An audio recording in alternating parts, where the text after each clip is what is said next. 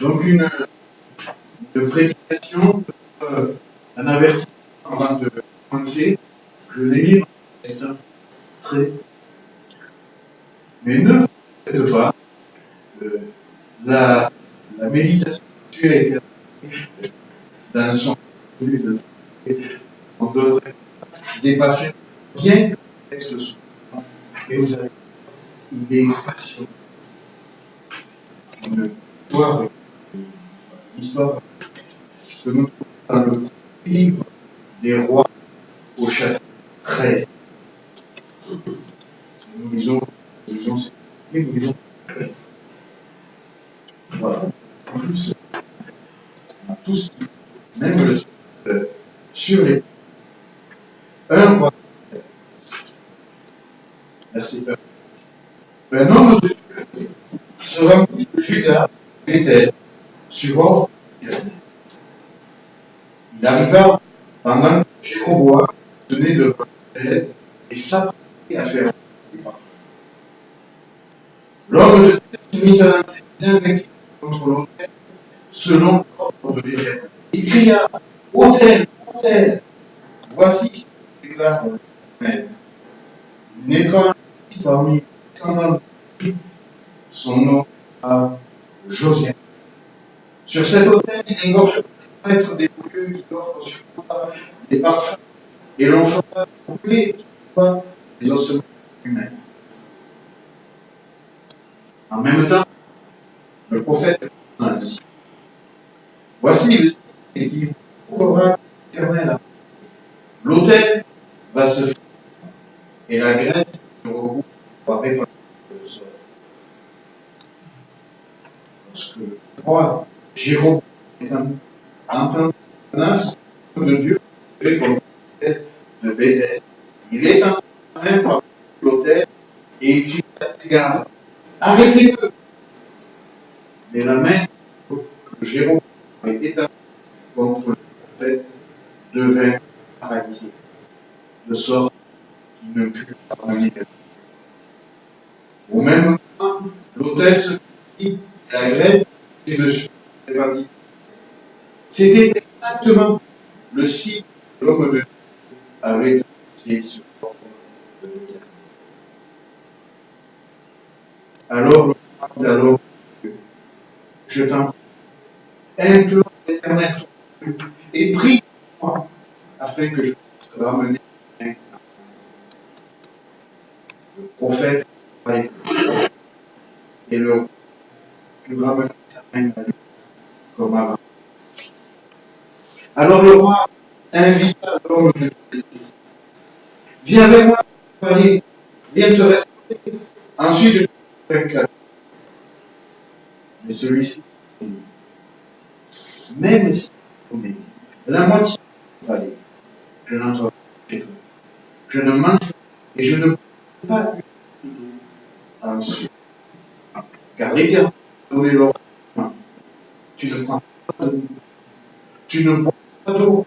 Tu n'empruntes pas à ton le même chemin qu'à la vie. Il repart par vraiment même que ce lequel il était venu habiter.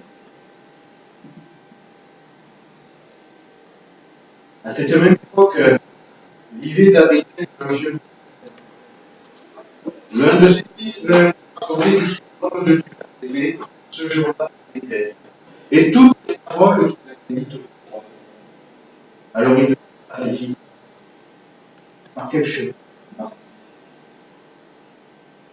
Ses fils lui indiquèrent la route par laquelle l'homme de Dieu venu a été. Mais il leur préparez un.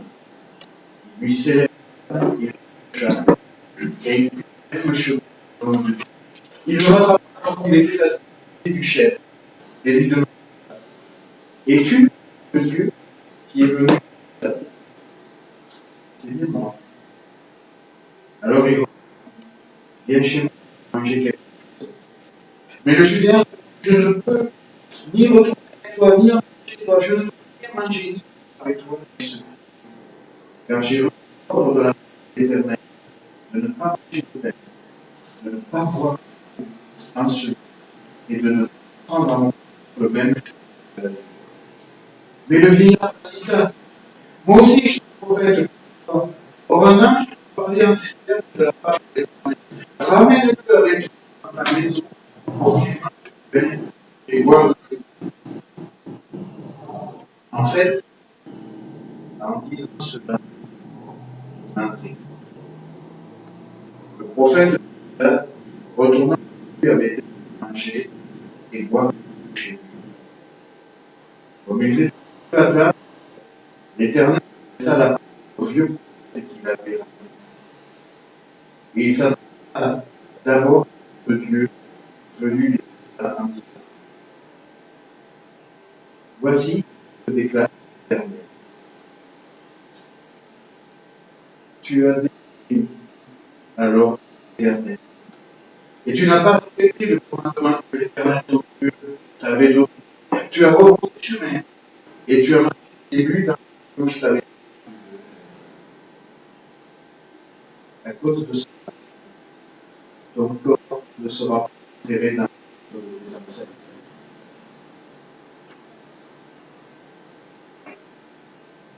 Après que l'autre Dieu mangé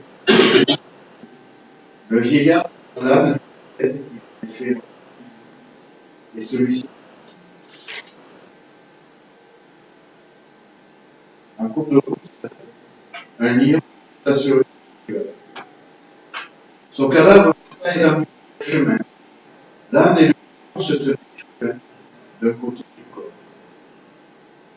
Et passant la courbe, abandonné sur le chemin, et le lion était au. Il le racontait dans la ville où habite. À celui-ci, il a fait revenir à la vie. C'est certain, l'homme, il y a des autres qui ordres. C'est donc l'Éternel qu'il a déchiré les mises en comme les lui avaient dit. Mais il ordonna à ses fils de serrer son âme, ce qu'ils firent. Il partit et encore étendu. Ainsi que l'âme qui se tenait au Dieu. Le lion n'a pas mangé le corps, ni déchiré. Le vieux ramassa le cadavre de Dieu, le charge sur l'âme et le ramena à la vie pour procéder à la cérémonie funèbre et en ce le corps. Il le déposa dans son propre tombeau et entendit cette plainte funèbre. Hélas, mon frère, après l'enterrement de vieillard et fils, après ma mort, vous m'enterrerez dans le tombeau de l'homme. Vous déposerez l'ossement à côté d'ici. Car c'est sur l'Éternel qui a prononcé cette parole contre l'autel de Béthel et contre le sanctuaire au lieu qui se trouve dans les villes de Samarie. Et les menaces de la pauvreté s'accomplissent sur nous. Malgré ces agissements, Jéroboam prononça sa mauvaise. Il continua à l'instituer comme un prêtre et au lieu d'être pris dans la masse, en fait, il conférait sa sacerdotat à tous ceux qui désiraient et il les avait. Ce fut là le grand péché de la mort de Jéroboam. Il entraîna sa vie et la destruction de sa dynastie de la surface. Voilà notre lecture de la parole de Dieu. Alors je sais, moi, des fois, j'ai du mal à comprendre Dieu. L'histoire est joliment racontée. Exemple, jusqu'à ça. Avec les détails, les images que nous redirait dans le cinéma, un chemin dans un cadavre étendu au milieu du passage, avec un bélier de l'autre côté, un million, et de l'autre, un âne. Presque on trouverait ça bon. presque on pourrait ça ici, presque. Donc on convoquerait un nouveau peuple. Mais voilà, même si on n'a pas fait, c'est lui qui a tué l'homme, dont l'un indifférent, c'est la monture. Des fois, j'ai du mal à comprendre. Sincèrement, je le plains pour cet anonyme. Dieu lui a donné un ordre, il s'y est conformé, il semblait même intransigeant, scrupuleux. Et voilà qu'il fait avoir un gros mensonge. Et c'est lui qui paye les passés. Et le prix de sa vie. Des fois, j'ai du mal. Le menteur, lui, ça sort bien. Déjà, il n'avait pas été trouvé de porter le message. Le message. Alors que le prophète de la croix, le vrai prophète, c'était lui. Et voilà, rester complètement en dehors de l'histoire, il pousse, il se constitue, il gesticule, il ment, il veut revenir. Et peut-être, ici, distinguer un peu charité, mais non. Celui-là, ce menteur, il vivra encore juste de ses retards. Des fois, j'ai du mal à comprendre. Car pour moi, si quelqu'un devait être, c'était lui, le prophète menteur. Alors oui, c'est pas vous, mais parfois, j'ai du mal. Et je crois que ça vaut le coup de prendre le temps de réfléchir. C'est ce que je propose de faire, une réflexion en trois personnes.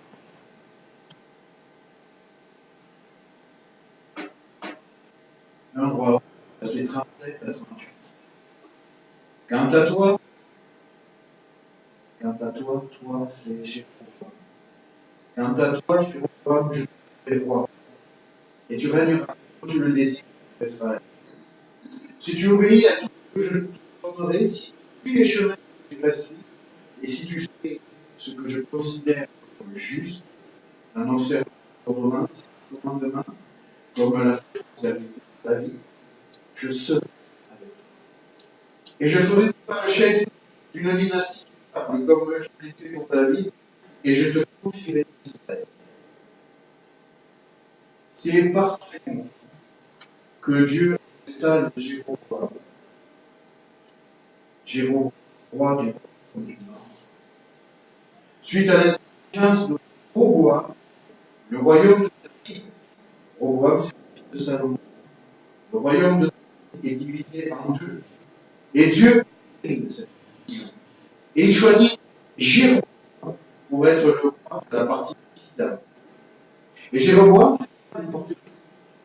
Il a été le seul roi du royaume désigné. Il nous est dit qu'il était énergique et capable. Une belle promesse de la part de Dieu. Mais une promesse de laquelle Jéroboam n'a pas su voir. Il a donc cherché à faire sa domination par ses propres forces. Ces sujets allaient célébrer la fête de Jérusalem, capitale de notre royaume, le royaume. Et Jéroboam a eu peur que ce sujet soit tourné et qu'il revienne à la descendance de la terre. Alors il a créé son propre sanctuaire à Bethel, son propre culte, et il supprima le sacerdoce des Lévites. Chacun chez soi, et les vaches sont gardées. C'est le cas de Dieu, parce que Jéroboam a deux grands quand vaut un bronze. Mais on ne joue pas Dieu. On ne manipule pas Dieu. Juste, nous sommes l'objet. Et le culte c'est donc c'est l'objet du message de l'homme. Et notre chose donnée au roi, peut-être pour la signe. Les signes sont forts. Le message est clair. Dieu n'acceptera aucun compromis, aucune cause du culte qui a été établi à Jérusalem. Alors j'ai reçu cette promesse dans le livre au commencement. Quand Jéroboam parle à Dieu, il dit l'Éternel tombe. L'Éternel tombe. Si Jéroboam doit revenir à Dieu, il faudra tout, vraiment tout pour le convaincre. Il faudra en particulier que le messager reste pur. Et donc, aussi éloigné que possible de l'idolâtrie. C'est une question de respect. De respect de cette sainteté. Il ne peut pas être le ménage. Il ne peut pas faire le monde. Alors finalement, Jéroboam ne viendra pas. Il s'endurcira. Le message ne va pas entendre. Mais une question s'est posée. Aussi faible soit-elle. Quel y a-t-il de refus qui soit bloqué dans la faille du messager? On voit par là que on est porteur d'un message important, d'un message personnel. Le comportement du messager fait par le message.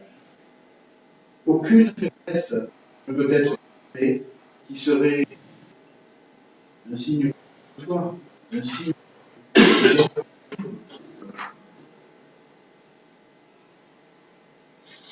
Alors je vous propose de car nous aussi, nous sommes porteurs d'un message important, d'un message solennel. Nous aussi, nous vivons au monde de la condamnation de Dieu. Et sa main tendue, son salut proposé. Nous n'avons pas le droit d'envoyer le moindre signe contradictoire qui est vu là où les choses sont déjà incertaines, difficiles.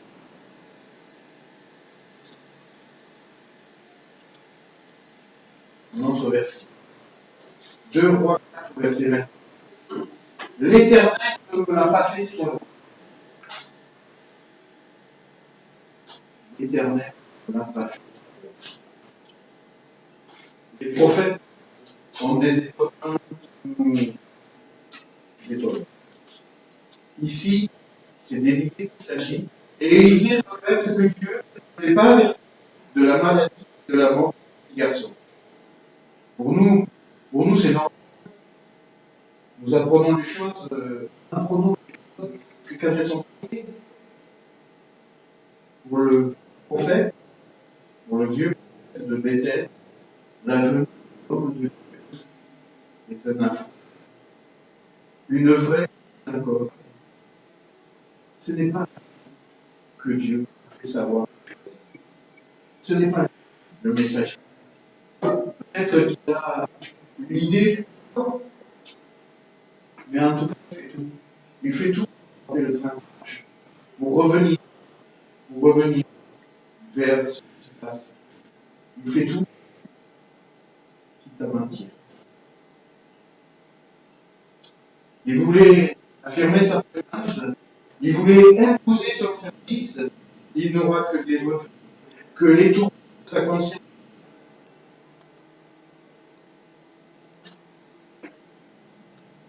Vous condamnez de cette eau.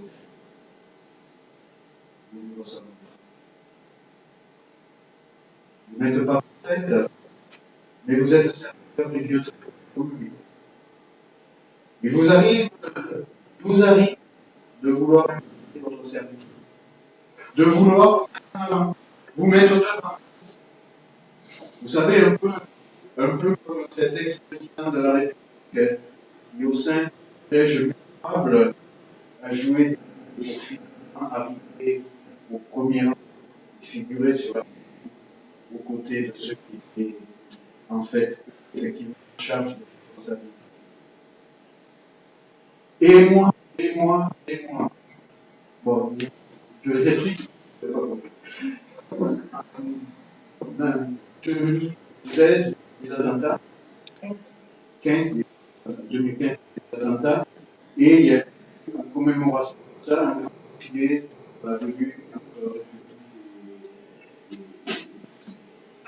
et au programme, il y avait tous les présidents de République tout le matin. Et malheureusement, pour lui, M. Sarkozy n'était pas président de la République. Il n'était plus au premier rang. Alors il était au deuxième, troisième rang. Et il a fait la carte du trajet au premier rang. Voilà, c'est.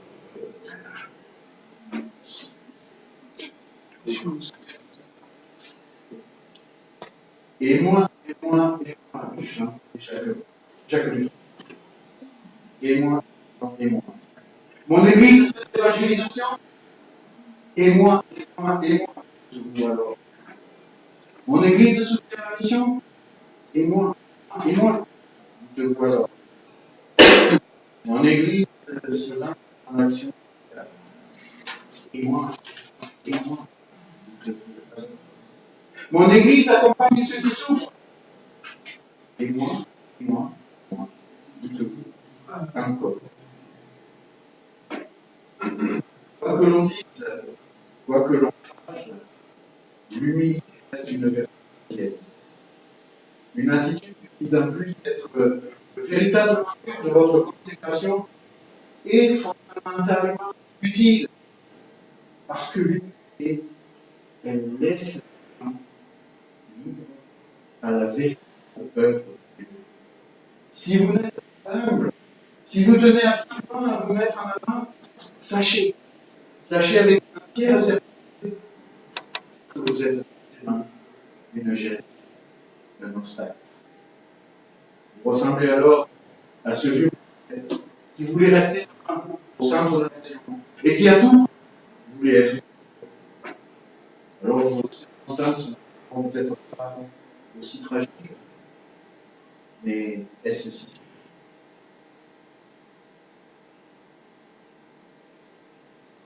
Encore un verset pour le troisième personnage. 2, chapitre 23, verset 7. Josias fit de même à Bethel, où il détruisit l'autel trouvé dans le haut lieu par Jérôme. Il détruisit cet autel et le haut lieu. À cette occasion, Josias fit couler les ossements de tombes et les brûla sur l'autel profané. Il accomplit ainsi la parole de l'Éternel, l'homme de Dieu avait proclamé et qui a annoncé ses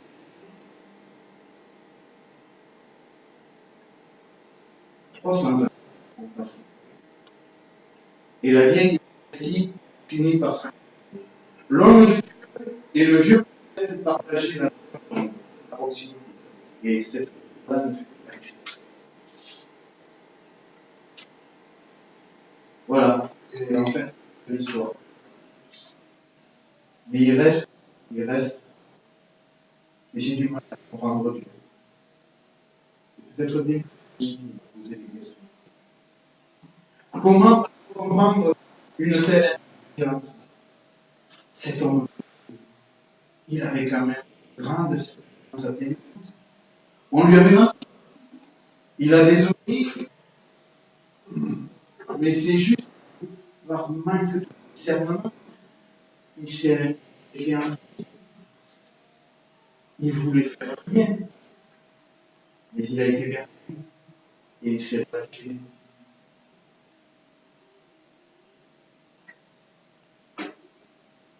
Où était-tu quand je pose des fondations? Demande Job, qui lui ne comprend pas ce qui peut arriver. qui censure. À nous qui aujourd'hui ne comprenons pas cette sévérité, Dieu fait la réponse en forme de question. Où étais-tu quand je pose les fondations? La sagesse de Dieu nous dépasse. Il n'a pas à se justifier. Le plus important, ce n'est pas que nous le comprenions. Le plus important, c'est que nous le comprenions. C'était aussi important pour le Jésus. Mais malgré sa bonne volonté, il n'a pas suffi. La bonne volonté suffit. Nous voulons tout obéir à Dieu. Nous voulons volonté, nous voulons. Et il faut ça pour autre chose. Il faut le discernement. Le discernement pour éviter de tomber dans les pieds de l'ennemi. Avec notre bonne volonté, qui seul est utile, mais ne rend pas ailleurs au bord de la tombe. Avec cette volonté pour le discernement. Au point où nous sommes aujourd'hui, il me semble le plus urgent pour chacun de nous, c'est de prier. Prier pour demander à Dieu de donner à nous, maintenant, de nous donner et de maintenir ce discernement. Alors, comme je sais que vous êtes fort et que vous pouvez faire beaucoup de choses à la fois, je vous laisse l'autre pendant que je continue à parler. Pendant que je trois hommes, trois personnages, et finalement, ils sont tous et fautifs de la même. Jéroboam a manqué de foi, il a endurci, et Joram a désobéi. Le premier vieux prophète a manqué de foi, il ne pouvait se résoudre à ne pas être. Alors il a fait mentir.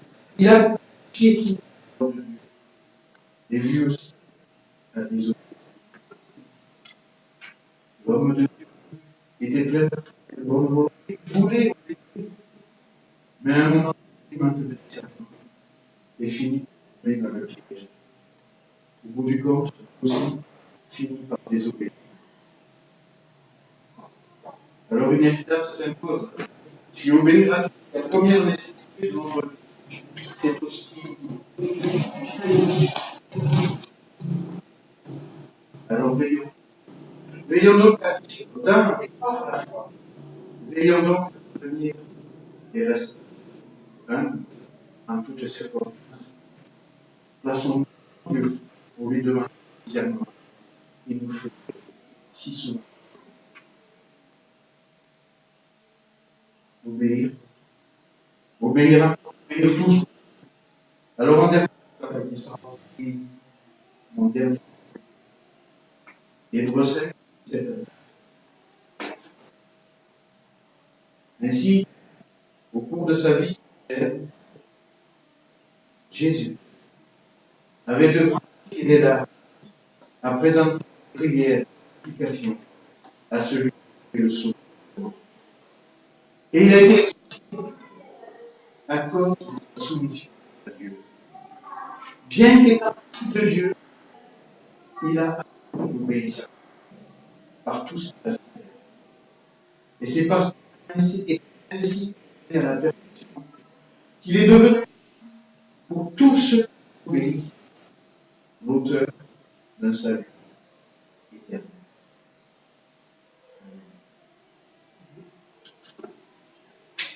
Nous prions. Oui, Seigneur, nous avons la volonté. Oui, Seigneur, on t'obéit. Oui, Seigneur, on te suit. Mais Seigneur, on va aller plus loin, Seigneur. Alors tu veux nous obéir, Seigneur, en donne la force. Nous te demandons de donner le discernement que nous avons. Nous te demandons de garder des pieds. Parce que Seigneur, nous ne sommes pas meilleurs. Et nous tombons sous les ciels. Oui, Seigneur.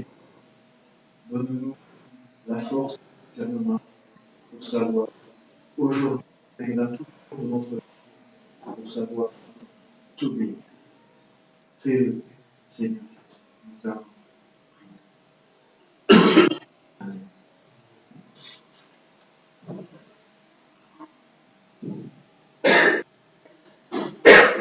Alors j'ai voulu terminer le Seigneur Jésus.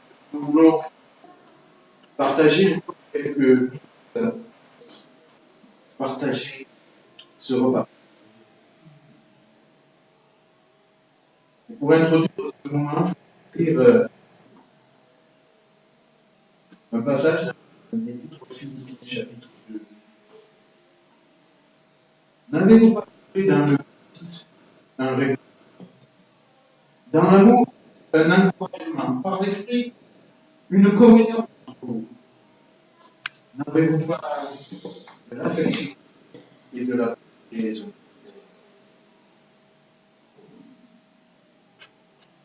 Jésus-Christ, qui dès l'origine était de condition divine, ne chercha pas à profiter de l'égalité de Dieu, mais il s'est mis lui-même. Et il a pris la condition du serviteur. Il se rendit semblable aux hommes en tout, et tout en fait qu'il était pleinement. Il s'abaissa lui-même en devenant obéissant jusqu'à ce que la mort. Oui, la mort. C'est pourquoi Dieu l'a élevé plus haute place. Et il lui a donné le nom qui est au-dessus de tout nom, pour qu'au nom de Jésus, tout être se genou dans les cieux, sur la terre, et plus que sous la terre, et que chaque fois que Jésus-Christ est Seigneur, à la gloire de Dieu. Jésus, Seigneur. Nous dépendons de lui entièrement. Nous dépendons de lui pour tout ce qui concerne notre vie. Et si nous avons la force, si nous avons de l'énergie, c'est parce que lui, et ce que nous allons témoigner maintenant, c'est ce que nous allons témoigner maintenant au travers de ces éléments sains, historiques, qui, au cours de siècles, je ne sais pas, le Seigneur, n'ont pas changé de signification ou de valeur. Ils sont toujours des choses aussi, au moment où c'est particulier. C'est eux que nous partagez. Vous avez entendu ce constat, comme quoi nous sommes en amour, comme quoi l'amour est un encouragement, comme quoi par l'esprit nous sommes en communion les uns avec les autres, comme quoi nous avons l'affection pour les uns avec les autres. Et bien sûr, aussi se affirmer.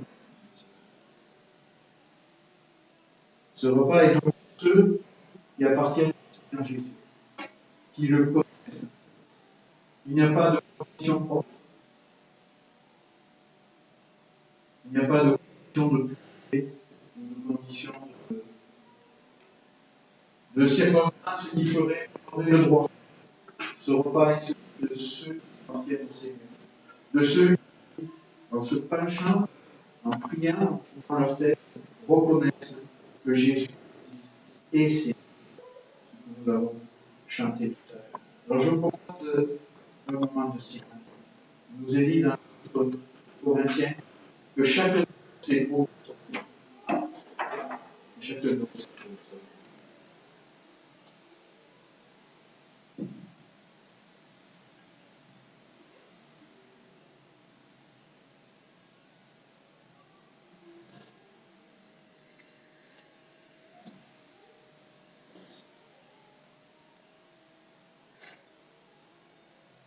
Seigneur, tu es ce rameau qui a poussé sur toi. Seigneur, tu es celui par qui nous avons tu es celui par qui nous avons été jetés. Seigneur, ce vin que nous partageons nous rappelle qu'il a payé sur la terre. Ce pain que nous partageons aussi nous parle de notre corps été Seigneur, nous reconnaissons. Nous reconnaissons ton sacrifice. Nous reconnaissons tes données. Et nous reconnaissons, Seigneur, que maintenant, nous sommes rachetés. Merci. Merci, Seigneur, d'avoir fait de nous enfants. Merci, Seigneur, qu'on est à partager cette opportunité avec toi et tous ensemble. Merci, bénis au travers de ce Père et de ce Père. Merci. Amen. Alors, j'invite ceux qui sont en train de Seigneur, qui veulent partager ce repas à se lever de leur place. Nous pourrons circuler les éléments.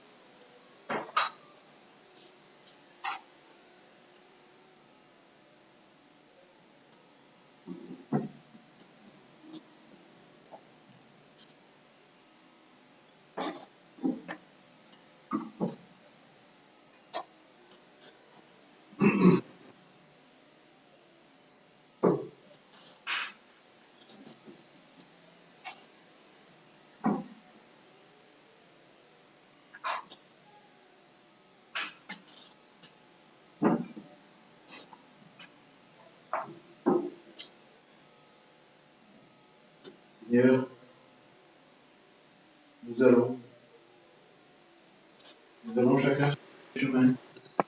Mais Seigneur, nous avons la certitude que tu nous accordes, que tu es là. Et qu'au bout de ce chemin, c'est toi qui es là. C'est toi, c'est le rétablissement de toutes choses. Ce sont les promesses de louer et de ensemble. Merci Seigneur de faire revenir dans nos cœurs, dans nos pensées, dans notre âme. Merci de faire revenir toutes ces promesses qui sont notre espérance. Merci Seigneur de nous bénir cette espérance. Et notre foi, Seigneur, de vivre par toi, par ton esprit, accompagné. Amen.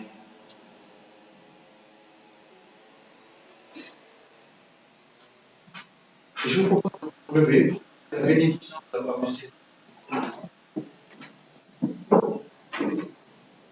Déchargez-vous sur lui de tous vos soucis, car il prend soin de vous. Ne vous laissez pas distraire, soyez vigilants. Votre adversaire, le diable, rôde autour de vous comme un lion gisant. Il cherche quelqu'un à dévorer. Résistez en demeurant ferme dans votre foi. Mais quand vous aurez souffert un peu de temps, Dieu, l'auteur de grâce, qui vous a appris à connaître sa gloire éternelle, union à Jésus, Dieu vous a lui, il vous a fait, vous fortifiera et vous rendra inébranlable. À lui appartient la puissance pour tout. Amen. Et bon dimanche.